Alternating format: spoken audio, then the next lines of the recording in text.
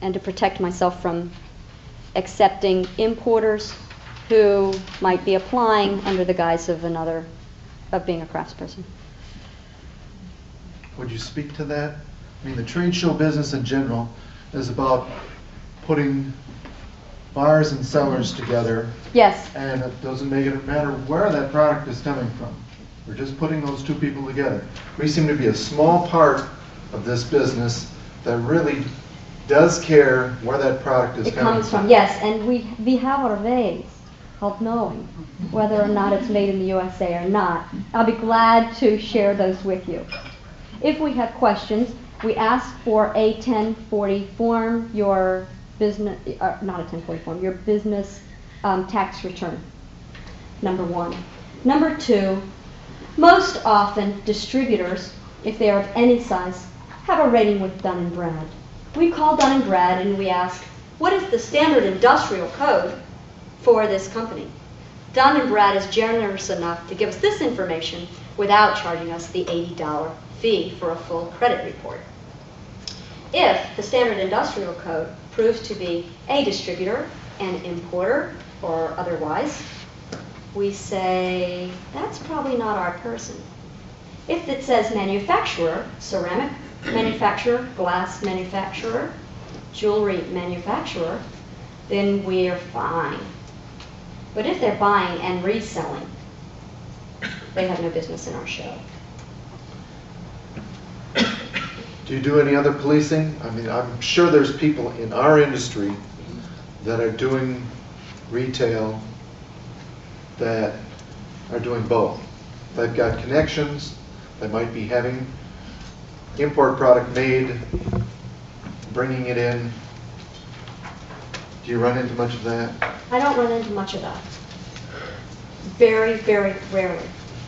I did have a jeweler who claimed for 5 years to be a made in America, and the jewelers kept telling me, they're not, trust me, I can just tell from the wells on the back.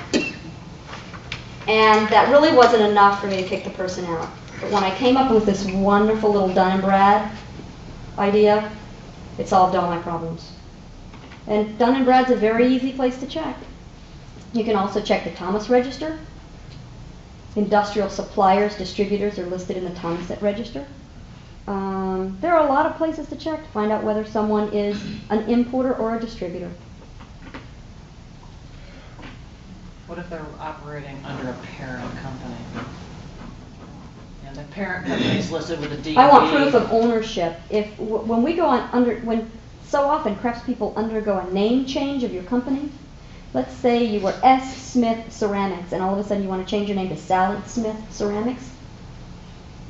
I want some kind of legal document that shows it.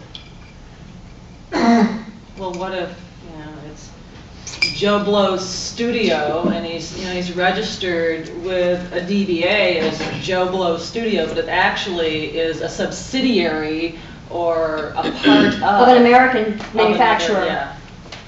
That's more difficult to find. But if they're not dealing already with, if they're coming, the application asks what trade shows you've done in the past, and who's referring you, and what galleries you're dealing with, and there's enough information, and what your educational background is, whether you're a member of a guild. You take all that information, and if you're a craftsperson, that information is pretty strong information.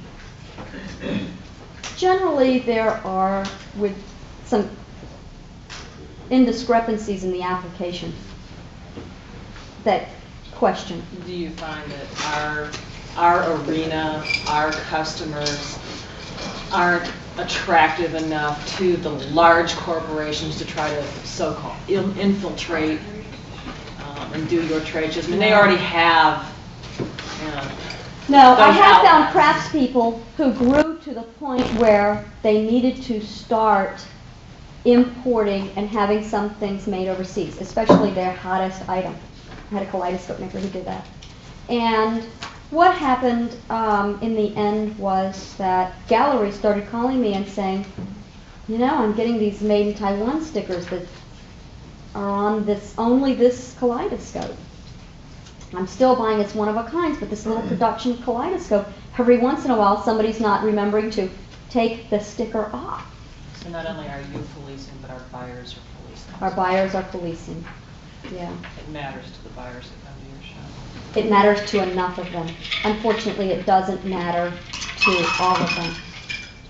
If you have probably noticed in the last few years, you'll notice that your galleries are carrying some imported work. It's unfortunate, but that's what is going on. Recessions do that to people.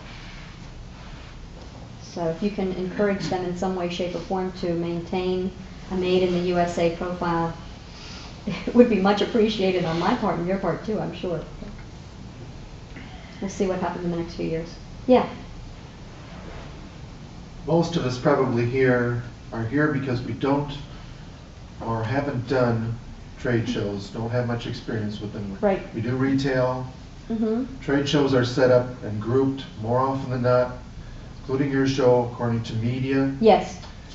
It would be, I'd like you to speak about that concept, problems and opportunities, fears that we might have since we're not accustomed to setting up all around other people. Jewelers. in our media.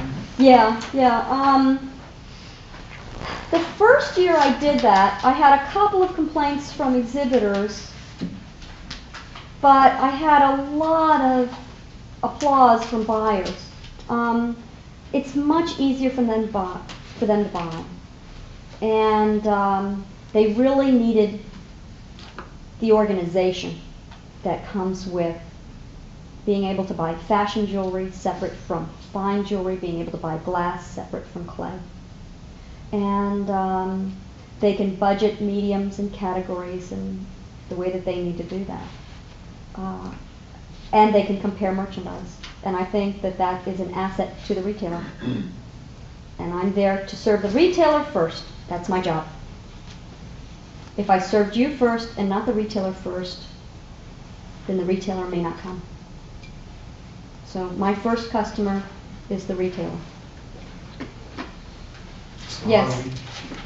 Yeah. How do we learn to deal with How do you learn to deal with it? that concept of shifting Interestingly, gears into... I don't think there is shifting gears. There's no shifting gears required. Interestingly enough, with the exception of jewelers who have their own manufacturing culture that is not quite as craft-like as many other media, people, a potter next to you or a woodworker next to you will say, that spotlight isn't pointing right on that piece of merchandise that you intended it to do. It somehow dropped a little bit. You're going to need to fix that. Now they're helping you sell your own work. I've known people who got food poisoning at a Chinese restaurant the night before, and the woodworker next door ends up spending more time in the neighbor's booth selling for him or her than in their own booth selling the next day. We have people who, by their religious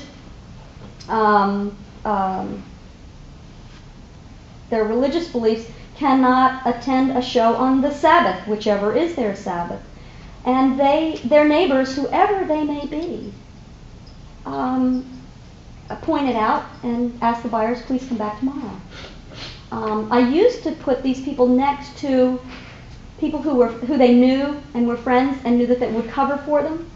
And they told me stop doing that. They said because everyone in the show was nice enough to help, to answer questions when necessary, give them a brochure when necessary, and invite them back the next day when they'd be back.